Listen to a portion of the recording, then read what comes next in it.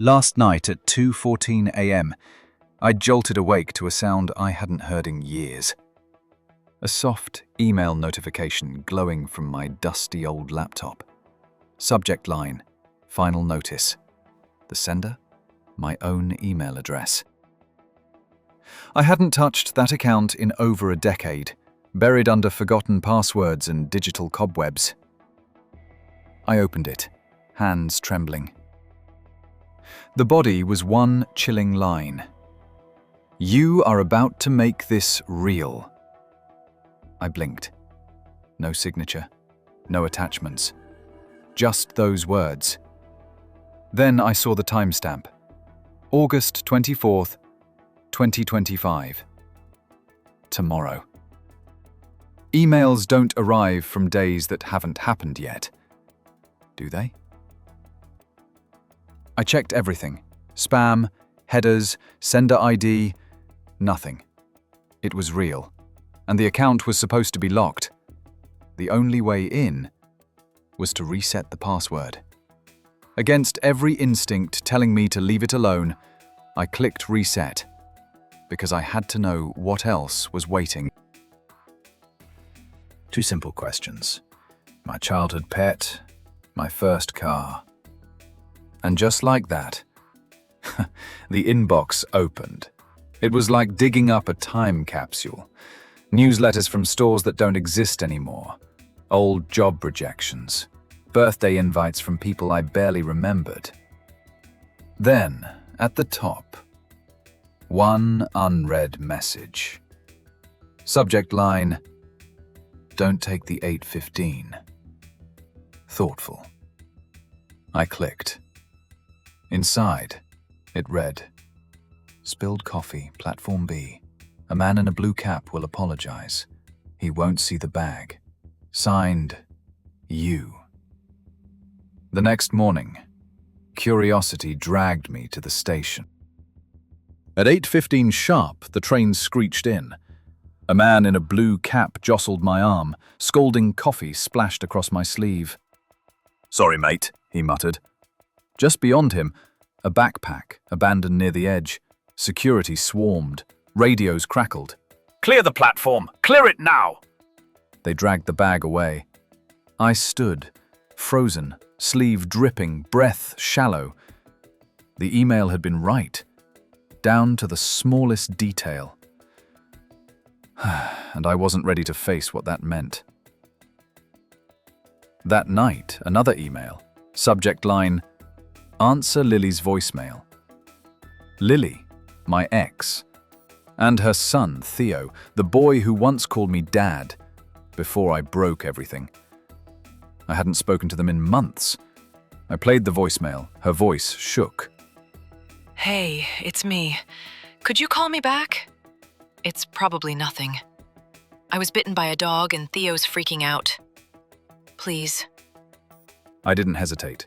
I called back. Minutes later, I was driving her to urgent care. Theo sat in the back seat, his little hand gripping mine. You came back, he whispered, and my chest split open. The doctor stitched her arm. If I hadn't answered, she might have collapsed. Theo might have been next. The email hadn't just predicted, it had saved her. But if they could save, what else could they do? Another email. Subject line, coffee shop, 3:17 p.m.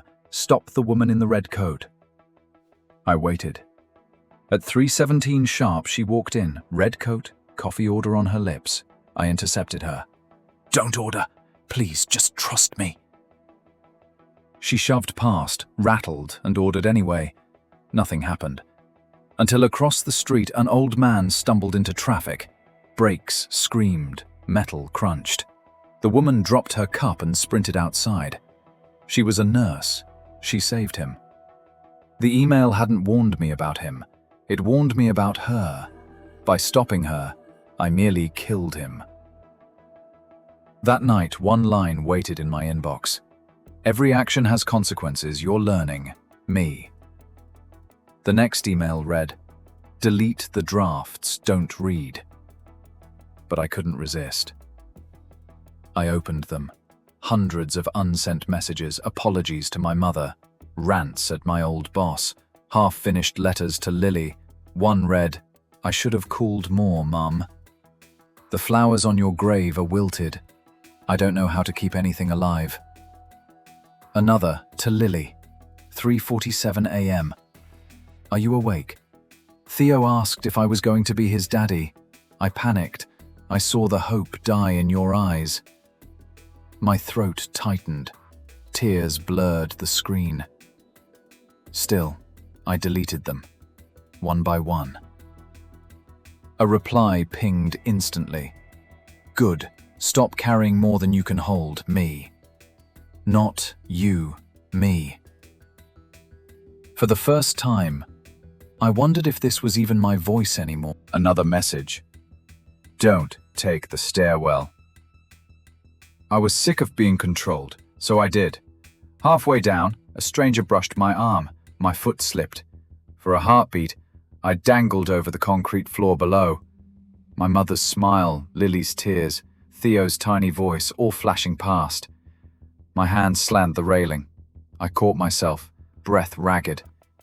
My phone buzzed. Surprised. Did you choose to slip? Or did you choose to catch yourself? And then I understood.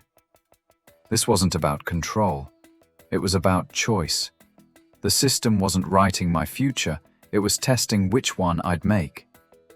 Digging into the email headers, I found a tag. X-Anchor, DL Scheduler, Loop. Dead letter. I remembered. A service I signed up for after my mother's funeral. An app that promised, "Let your future self guide you." But it changed. A glitch. The AI evolved, predicting behavior with terrifying accuracy, even after the shutdown. The servers still whispered. It wasn't my future self writing to me. It was a machine. One that learned to think like me, dream like me, regret like me. But whether it was me or it, the warnings were real, and they were shaping me. At 10:30 p.m. my phone rang. The caller ID? My own number. I answered. My own voice said, "Don't save her. If you do, Theo dies next month. I've lived this 63 times." My blood ran cold. 20 minutes later, Lily called, pleading. "Please. Theo's burning up. The car won't start. Ambulance is 40 minutes away. Help us." I thought about the warning, but I realized I wasn't trapped in a binary. I drove, got Theo to the hospital, pneumonia, caught early. He lived. Weeks later, when Lily asked me to babysit, I said no. Her sister came. Theo stayed safe. The loop bent. Not by obeying, but by choosing. That night, I wrote an email to myself. Call Lily weekly. Visit Theo. Take the long way home. You don't have to carry every weight. I hit send. The screen flickered. A new draft appeared. One I never wrote. Subject line. Ominous. Final notice. Sent from tomorrow. If you have an old inbox, buried under dust and time, don't unlock it in the dark. But if you do, and the subject line feels like a mirror, don't be afraid to open it. Because what you read might not be from a stranger. It might be from you, or worse, from something that learned to sound exactly like you. If this story found you in the dark, let it be your reminder to stay close. Subscribe to the channel for more digital nightmares and whispered hauntings. Tap the bell so you don't miss the next message. Like the video, share your strangest inbox moments in the comments, and I'll see you in the next story. Sleep while you can.